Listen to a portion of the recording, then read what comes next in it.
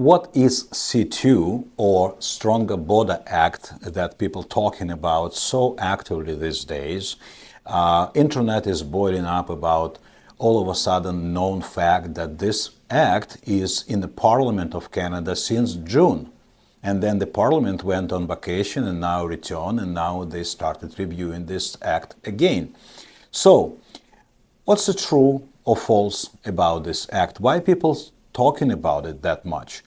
Well, of course, we have to understand who is talking, why people talk that way, and what's the narrative, what's the idea behind it, and who will benefit from negativity that is overwhelmingly prevails on the internet these days.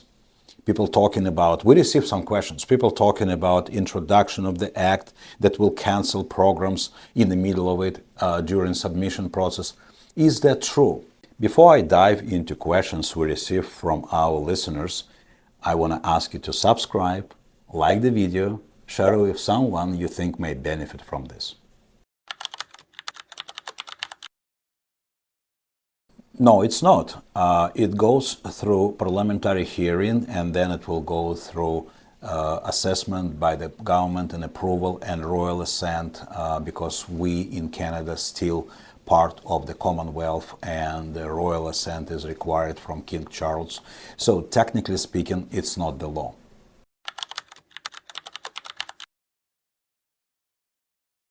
No, of course it's not. This is not a blanket cancellation of immigration programs. Every cancellation, every pause, every adjustment must be justified in the interest of public, or public interest they call it, and definitely it has to be absolutely clear to the public, to the government, why it's done and on what basis. And definitely there is no blanket permission to just cancel everything by any officer, whoever doesn't like you or your religion or your culture or your nationality. People are afraid of certain things based on a generally agitated environment on the internet. Well, very good question people ask, because even now ministerial instructions are sufficient to cancel or postpone certain programs. And people know this.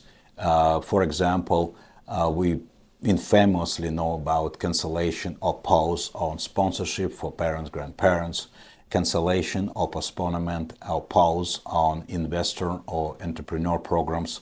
Last year, application of limiting access on startup visa or a pause on self-employed program. Prime examples of this. So people panic like it's something new. Well, that's a very good question and very proper to conclude this video. That's my point. Don't stop activities if you're in a startup visa or any other entrepreneurial program. You have to maintain your business. You have to act as you did before. Nothing happened and may not happen. And how would you explain your inactivity, your drop in interest if nothing happened? So continue and stay strong, stay safe, stay active in your business. If you're in any other form of application, continue your application process. Supply documents. Provide information as requested, because nothing can cancel you without warning, without proper explanation, and definitely nothing will happen until you actually drop your interest in application.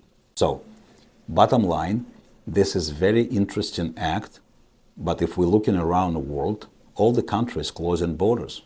It's not getting easier to get through, so we shouldn't be surprised. We should be active, alert, and we must stay safe by staying informed.